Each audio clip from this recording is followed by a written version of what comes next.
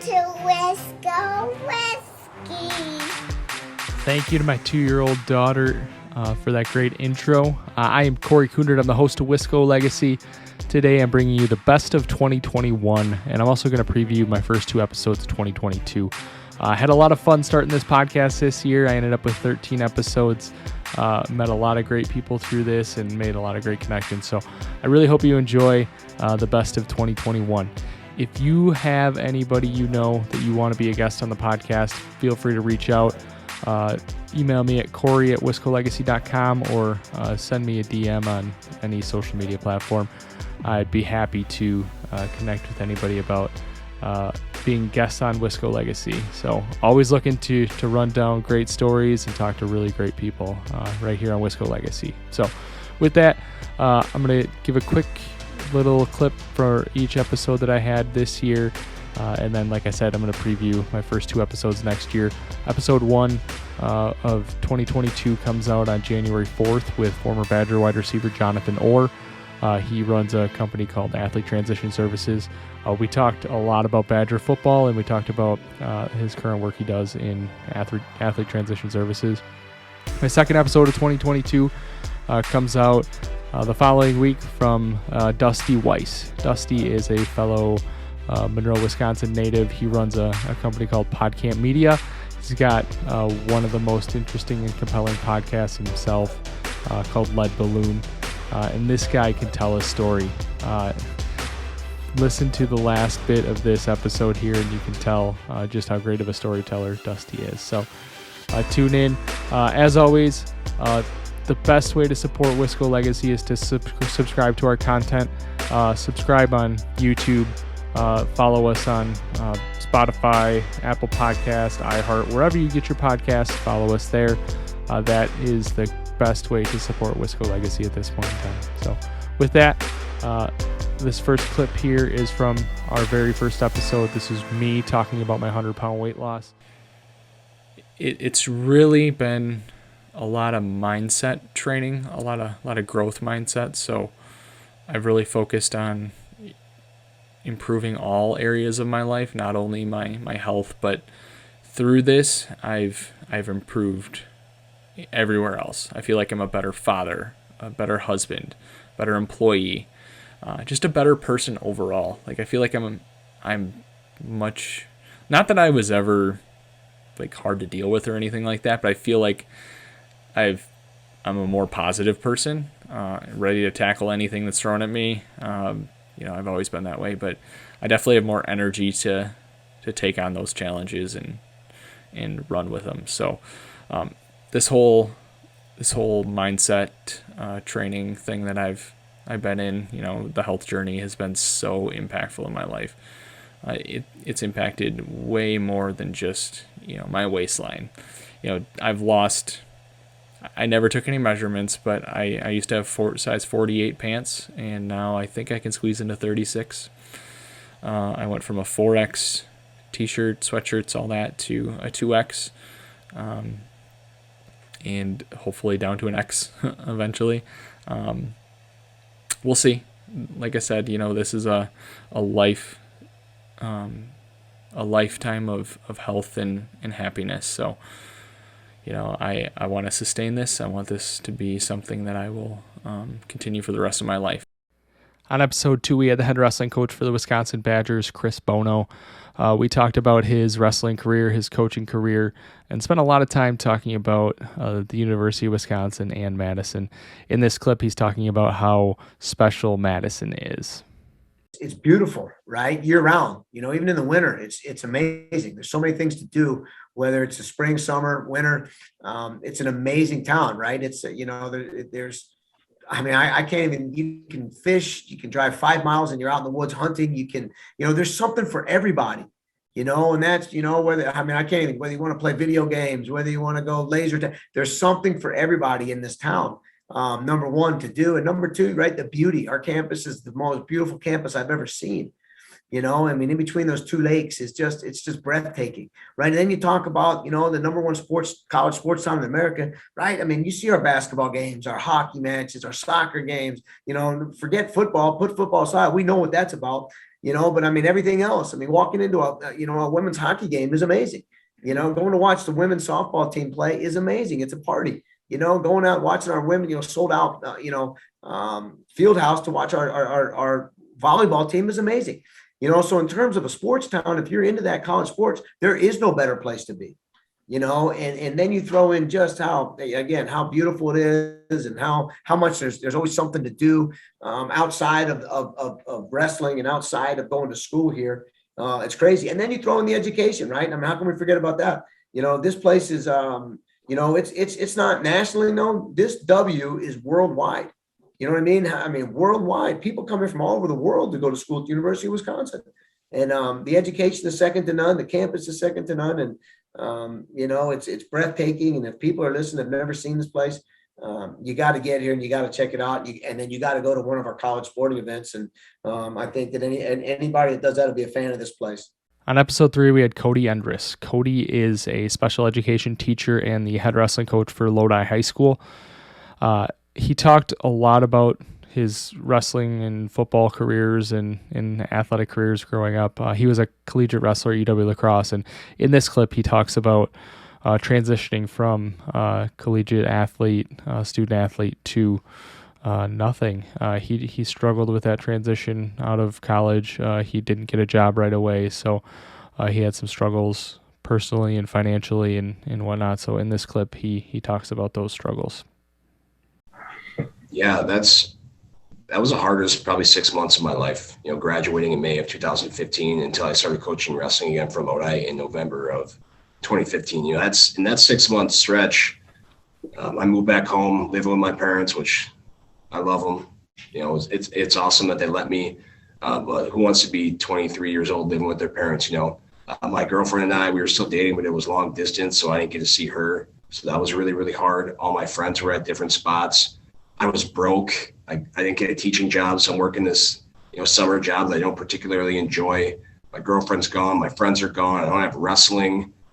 It was a really hard time. I remember I was pretty burnt out at the end of my wrestling career. I've been doing it for a really, really long time. My body was kind of breaking down. So I gave myself this excuse that I didn't have to work out. So for a long time there, I didn't work out. I didn't feel good about myself. It was dark.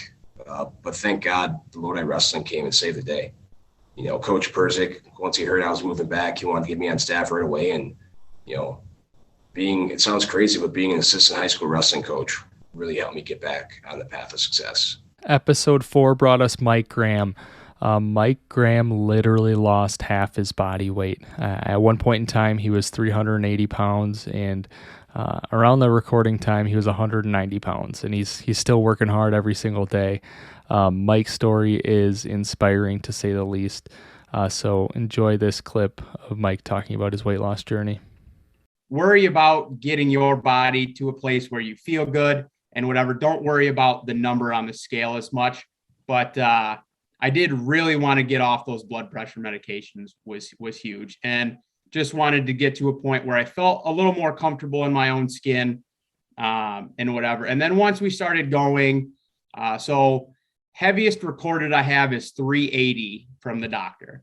And once we really got going, and then this past spring, I kind of thought if I could get to 190, just to say I cut my body weight in half, I think that'd be kind of a cool goal. So that's what I did, and I ended up hitting it just a couple of weeks ago. But as of now, the number, not too concerned with. As long as I can just continue this lifestyle, I'll be happy. Episode 5, we have singer-songwriter Kristy Krauss. She is born and raised in Janesville, Wisconsin, moved up to De Pere for high school. But she is pursuing her dream of being a singer-songwriter in Nashville. And in this clip, she talks about her goals for the future.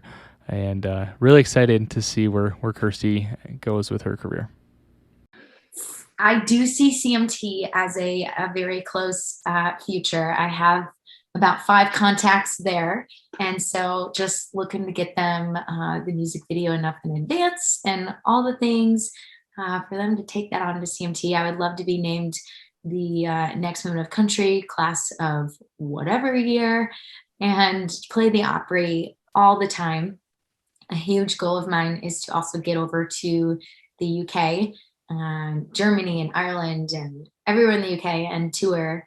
I've made a lot of connections over there, especially during the pandemic. So to see that even be like doable and have people that have reached out and said we can stay there, and venues that I know about and other artists that I can play shows with. I mean, I'm like, yes, I want to go to the UK. Let's make that happen. So stuff like that. I want to put out more records and continue to write. I would love to be able to see a #1 under my belt, whether it's me or somebody else that has recorded my song.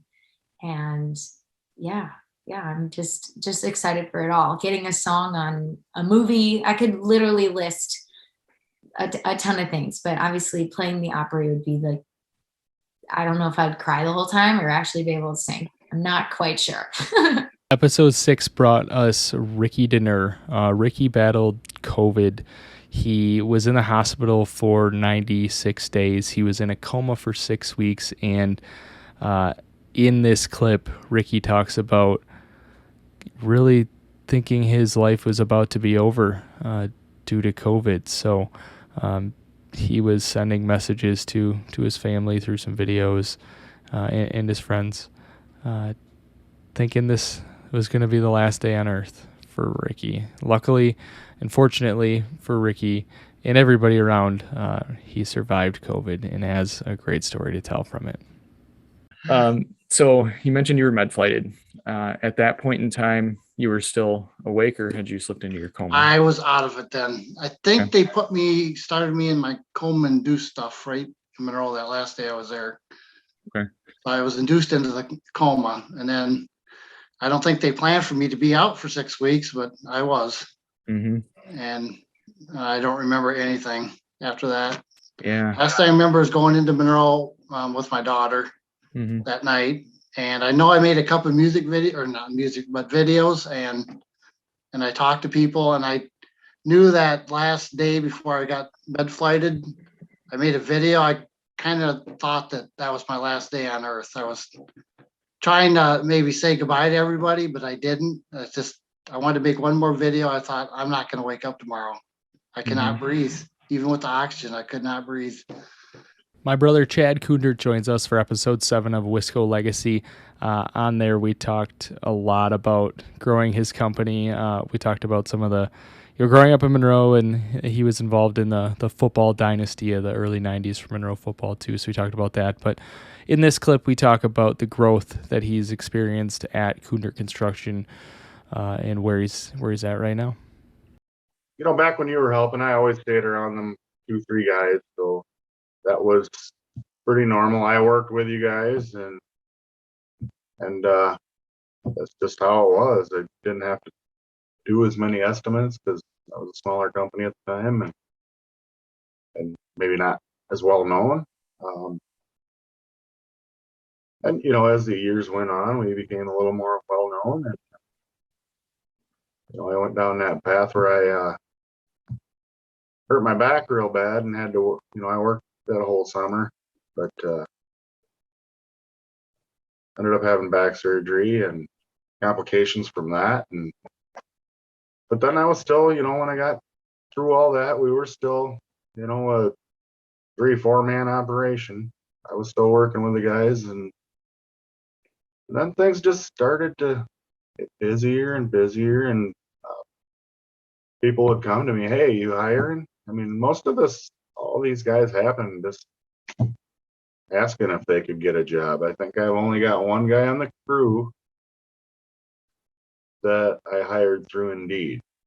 Otherwise, everybody else just kind of, hey, you need some help? And we just kept getting busier and busier and busier, and here we are. I mean, but the last 2 years, I've really been busting my butt with estimating and making sure the guys have everything. My day is pretty much making sure the guys have everything they need at this point in my career, and answering questions if they have questions about the project, and troubleshooting and whatnot. And doing that, and then at nights I was doing all the paperwork that needed to be done to, you know, whether it's writing payroll or doing estimates or billing, you know. There's a lot of projects we do that are time and material, so you got to figure out everybody's hours. It goes on, and I was wearing myself real thin. So then Jen and you and I talked and just decided it was time to maybe get some help in there and hire an office. The ultimate Wisconsinite, Leah Linscheid, joins us for episode 8 of Wisco Legacy. Leah is a morning anchor at News 3 Now in Madison. We talked about getting into journalism and working for News 3.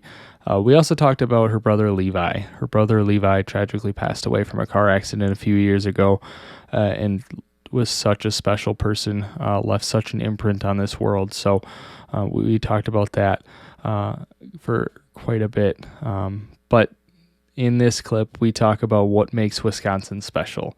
And you can see in Leah's eyes, there's no place like Wisconsin for her. So right here, let's hear from Leah and about what makes Wisconsin special. Oh my goodness. I could answer that question with so many different things, but I think the number one is the people. We are so nice. Everyone is so Midwestern nice. They truly are. The number of oops or hey dares that you hear around, it's just, I don't think you find people like us anywhere else. From complete strangers to family members. I told you the way my family stepped up when we were going through a tough time, the way strangers stepped up when we were going through a tough time. And even when you're just, having a regular day and someone says hi to you at the grocery store or like sidesteps, so you have more space in the aisle. I think we really make Wisconsin great. From the Midwest nice, also to all the bartenders out there making great old fashions. Like they're really helping too. Brandy or whiskey? Brandy, this is Wisconsin. Yep, I'm right there with you. Can you even order a whiskey old fashioned in Wisconsin? I think you'd get kicked right out of the bar. Sweet or sour? You're sweet or sour? That's changed over the years. I used to like sweet. I used to like sour. Now I get a press. Have you heard of a press? Yeah. Mm-hmm. It's like a mixture. Nice. A little sweet, little sour. Scott Tim is a agricultural entrepreneur. He's got a few businesses he runs in the ag space. He's super passionate about agriculture. And in this clip, he talks about Wisconsin and specifically Greene County and all the resources we have right here in Greene County for agriculture. And he's got a lot of big hopes and dreams for what we can do here in this county. We have all the resources in Wisconsin to make Wisconsin the greatest. And I have visions of making that we can all bring Greene County to the level of, like, say, Orange County, California, and put us really on the map to do those big things and increase all our values together and bring everybody up. And that's for the whole state, just because we bring so many good things to the table. Mm-hmm. I like that. Bring him to the table. I like it. In episode 10, we have Jeremy Jackson. Jeremy is the interim principal for the Monroe High School. He was my high school wrestling coach. He spent a number of years being a school psychologist. We talk about all of those things. In this clip, he talks about some of the challenges and rewarding parts of being a principal at the Monroe High School. Why am I here, right? And I'm here to, my number one client is students. And student achievement and student success, and making sure that they're set up for whatever they want to do after high school, whether that's going straight into the job field, whether it's going into the trades or careers and getting a little extra training there, or go to the 2-year, 4-year college. I mean, that's really what we're looking at first and foremost. And underlying all of that is making sure that they're good human beings, right? I mean, I think that's not a curriculum or a class you take, but it's something that's in every class, that is in every teacher, every administrator, every staff member.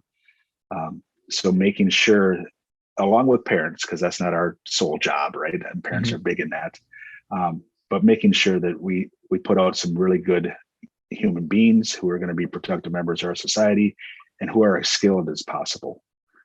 So that's challenging. Is we all want that. Nobody would argue that, but the way it gets done sometimes gets argued, right? So that's a challenge. But I think we can all, as a community, come to that common ground of this is what we want for our kids and our students. Episode 11 brought us 3 owners and brokers of Exit Professional Real Estate in Monroe, Wisconsin. We have Jeff Malcheski, Ryan Ziltner, and Lexi D. Harris. Such a fun conversation talking about real estate, their career paths to get into it. In this clip, they talk about starting Exit Professional Real Estate. It was a whirlwind, went really, really quickly, and really exciting to see how it all came together and to see the continued growth and success from Exit Professional Real Estate.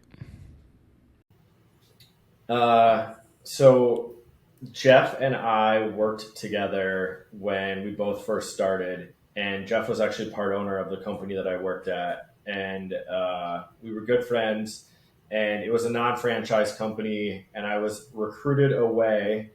Jeff calls it our breakup, and I left.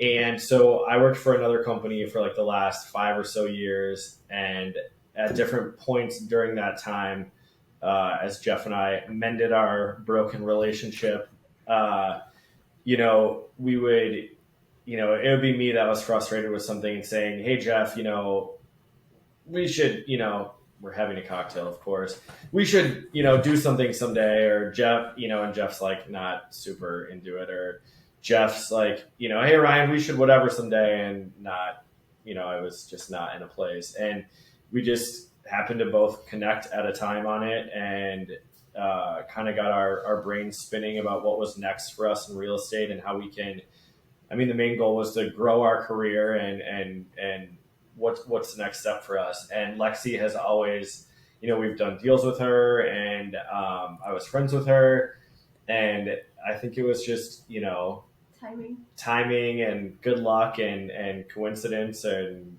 God above or whatever. But she stopped over one day and was just like saying how like she's working on different things and getting organized and figuring out what to do and life and stuff. And I was like, speaking of, thinking about work, you want to shake that up too?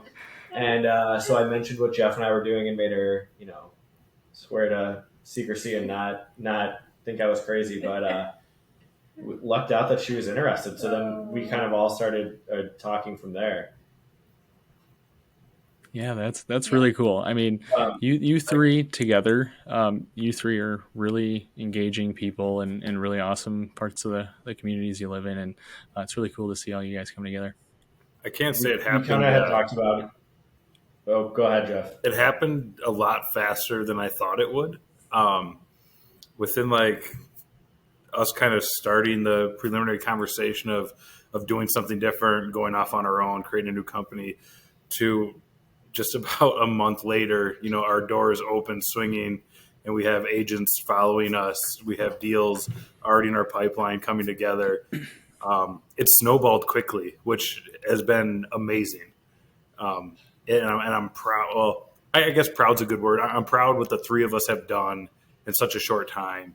And I'm excited to see like where we're going. Our trajectory is pretty exciting.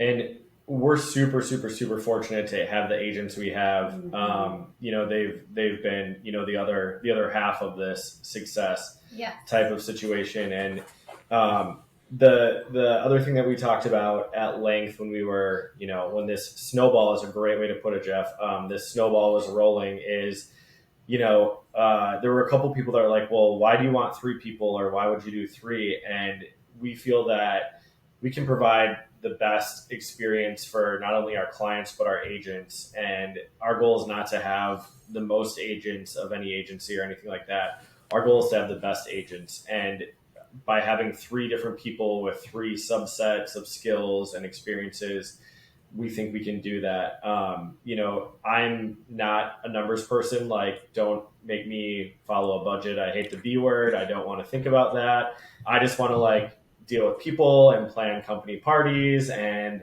hear about people's problems and talk. And Jeff is very intelligent with business sense and, telling me I can't use the credit card for larger company parties and keeping track of us, which is super important that way. And then we've got Lexi, who is such a rule follower and a wealth of knowledge and a resource that, anytime it's like, wait a second, can I do that? Or how do I do that? Or, how should I say that? It's Lexi, your picky cautiousness is such a gift to us because it's great, Thank you. No, it is. So I think we're all three valuable to the team and to our agents and to the market in a different way. Yeah.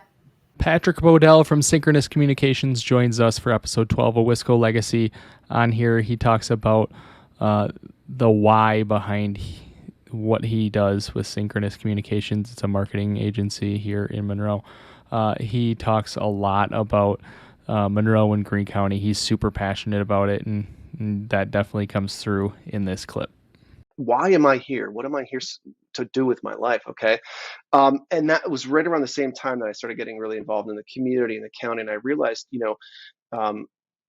Monroe and Greene County is an exceptional place. One of a kind, as a matter of fact. It's very interesting that the sort of things that exist here, the people, the resources, the events, that just what it is every day in this place is just mind-boggling to me. It's for such a small little area, right?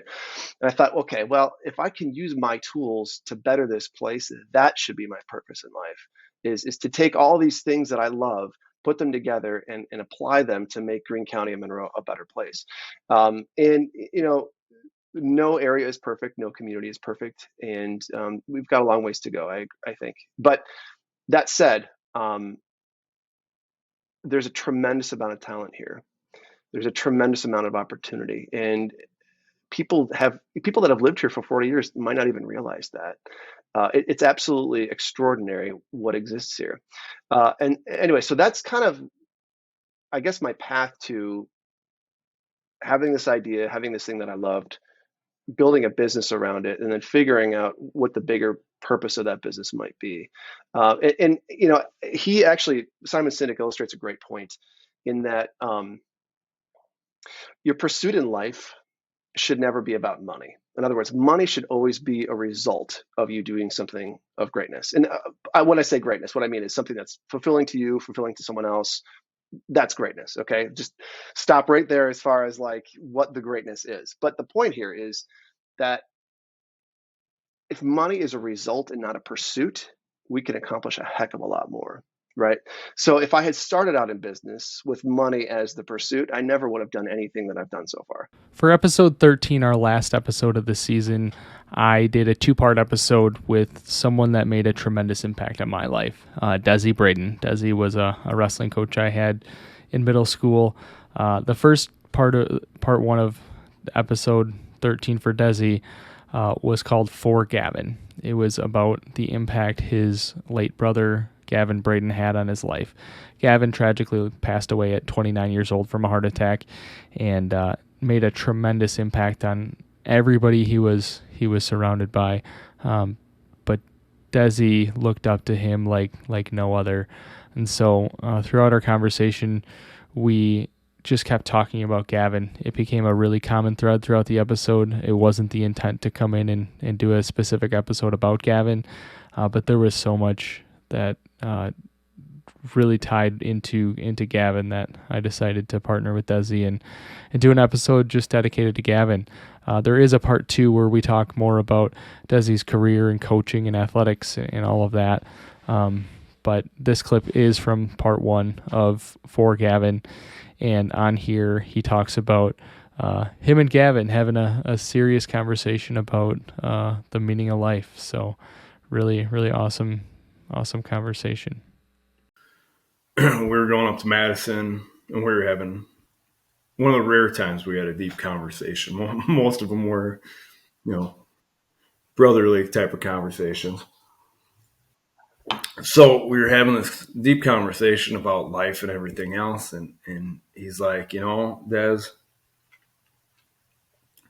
he's like, you know what the secret of life is? And I was like, no. I'm like, everybody's looking for it. Why don't you tell me? Because I'd probably make $1 million if I could sell that off. And he's like, it's simple. He's like, it's doing what you love, but helping others while you do it. And I was like, wow, that's really, really simple, but that's right on the money. And I try and take that into everyday stuff I do, is helping other people, doing stuff I love, but helping other people along the way. And, and that's again, why I'm doing what I'm doing now. And, that's been his biggest mark he's left on me. But again, there was a long time where I was really lost without him and, didn't know what to do. Couldn't make it through a lot of stuff. Had to take some time off school, but luckily have, made it back on the right path, on where he wanted me to be. And that's a wrap for 2021. That wraps up all the episodes I released this year. I am previewing the next 2 episodes. First one here is with Jonathan Orr. This episode launches January 4th, right away early in the morning. And Jonathan Orr is a phenomenal human being. Former Badger wide receiver, played in the NFL for a couple of years, and started a company called Athlete Transition Services, where he works with athletes who are transitioning to life after sports. It's a heavily needed thing in the sports community, and grateful for everything that Jonathan does. In this clip here, Jonathan talks about a very memorable game against Michigan State, where Wisconsin was ranked 4th in the country at the time, and they ended up getting beat by Michigan State and carried over to the next week, which there's so many life lessons here. He has some insight from Coach Barry Alvarez from after the second game here. Just really great insight, lessons he learned through competing for Badger football that he instills in people that he trains and his own kids, and just takes into his life after sports. I was listening to a different podcast talking about the 2004 season. You guys were ranked 4th in the country, had a really great trajectory upwards, and you ran into Michigan State. You talk about the challenges of playing Michigan State, and I think it sounded like it may have affected just more than that game. Yeah, that game. It's funny. I was just at a high school this past week talking to senior student athletes, and I shared this exact story, man. And it's a thing I share with my kids, and just it was a huge life lesson in it. So we ended up playing Michigan State. I think we were, like you said, ranked number 4. They weren't even ranked. They were horrible. They weren't even 500. And we go to East Lansing, and, we make some mistakes early on. And before you know it, I think they're up 14-0. And by halftime, we're losing by, I think, a few touchdowns, and they end up blowing us out. I think the score was it 40 something to 14 or something like that, I want to say. And I remember after the game, on a bus, on a plane ride home, guys are blaming each other, and coaches, are arguing and stuff. And then we get to practice a couple of days later, and we're still focused on that game that we just lost instead of preparing for our next opponent. And so, you still got guys pointing fingers and folks blaming themselves. And it was just horrible. And this lasted a couple of days. And so finally, we go play our next opponent, who was, I don't remember who it was, but they were just as bad as Michigan State, if not worse. And we ended up losing that game. And now, mind you, even though we lost that Michigan State game, we still had a chance at a very special season, right? Like we still had a chance, possibly. I think some other folks left. We still could have. It wasn't the playoffs back then, but we still had a chance of potentially, being the number 1 or 2 team if we had took care of business the rest of the season. But I never forget, we lost that next game, and after the game, Coach Alvarez is in the locker room, and we're all just looking like, what in the world just happened? And he said, tonight, I want to say Indiana, right? I don't remember who it was. Tonight, Indiana didn't beat us. And everybody's looking around like, huh? He's like, yeah, Indiana didn't beat us tonight. He said, Michigan State beat us again. And then he said, never let the same team beat you twice. And what he meant by that was we were so focused, again, on the mistakes we made, on what went wrong, that it robbed us of our preparation for this next game. And so we didn't prepare the way we should have. We were still focused on those past mistakes, on losing that game, and it robbed us of the opportunity to take care of business this upcoming weekend. So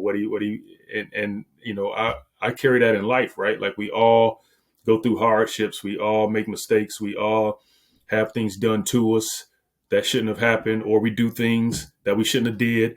But so many of us let that continue to beat us, continue to hold us back, continue to rob us of present and future opportunities. And so that's just one of the many life lessons, man, that I took away from Wisconsin. The second episode of 2022 comes out on January 11th with Dusty Weiss. Dusty runs PodCamp Media out of Milwaukee. He's a fellow Monroe, Wisconsin native and the ultimate storyteller. He used to work public relations for City Hall in Milwaukee, and he was once described as the city storyteller. So you can imagine the amount of stories and all the things that he can portray through this. So here's two stories that I wanted to pull from the podcast that will hopefully get you hooked on Dusty come January 11th. So one is about he was a news reporter during Act 10, and there was some protests going on. They couldn't get into the Capitol building, and he was able to finagle a way into the lockdown building with some connections. And the second one, he had after that beat, he moved out to Miami. He had the opportunity to interview LeBron. Miami Heat won the NBA championship. He was in the locker room. He had some really, really interesting stories from Miami that you can hear in these clips here. So I'm really excited for you guys to check out Dusty Weiss. He is the ultimate storyteller. He also has a podcast called Lead Balloon that you should all check out. It's phenomenal. So with that, here is Dusty Weiss. I eventually called up a state lawmaker who I had a pretty good working relationship with and said, "What's going on in there? Like, we need to get in and report on this news that's happening." And she said, "Yeah, Department of Administration have orders from the governor to lock the building down. There's not really anything I can do." And I go, "Really? There's nothing that you can do?" And she's like, "Well, I'll tell you what. Come over to the west end of the building. You know where my office is inside the building. It's on the first floor. I'll come find the window. I'll open the window." And so I grab a dozen other reporters I know who are looking to get in there. And then we're just standing around outside this office window, and it's 9:30, and I'm due to do a live hit with WCCO in Minneapolis and John Williams, who was the host there at the time. And so I'm live on the air with John Williams describing the scene, and the Reverend Jesse Jackson is 100 yards down from me, like getting the crowd all riled up. And all of a sudden, the window goes up, and I'm like, "John, I got to go. I have to climb into a window to get into the state capitol to do my job today."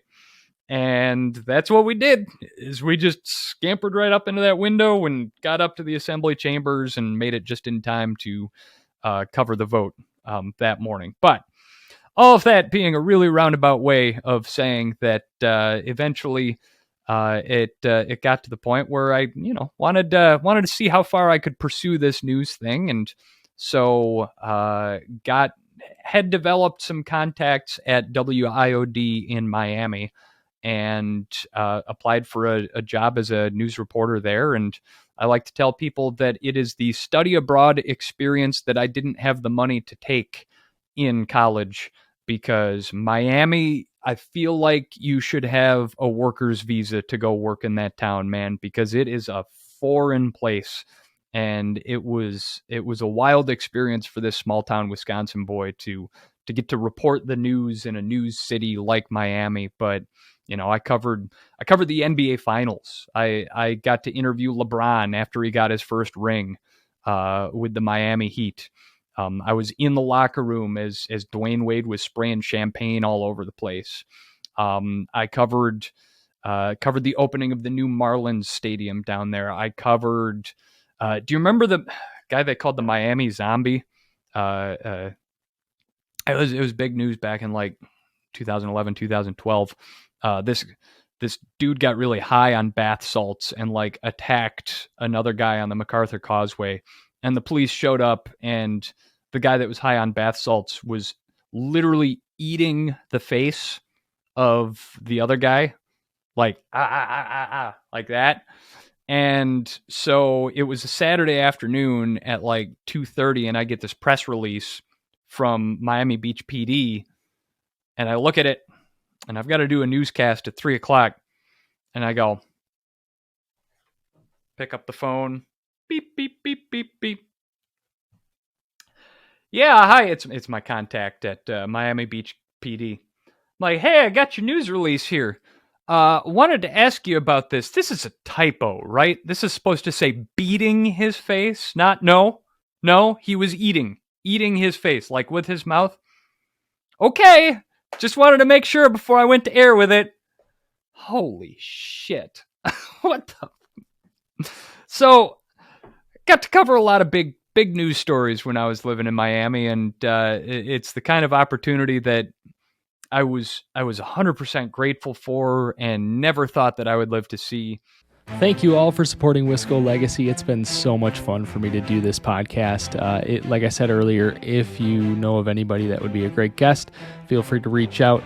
Always looking for great stories from Wisconsin and interesting people to talk to from Wisconsin. Please support the podcast by subscribing on YouTube, following us on Spotify, Apple Podcast, rate and review wherever you listen to podcasts. That'll help us bump up into the higher lists within the podcast world. And appreciate everything that everybody's done along this journey. It's been so much fun. Big things are coming in 2022, that's for sure. So stay tuned.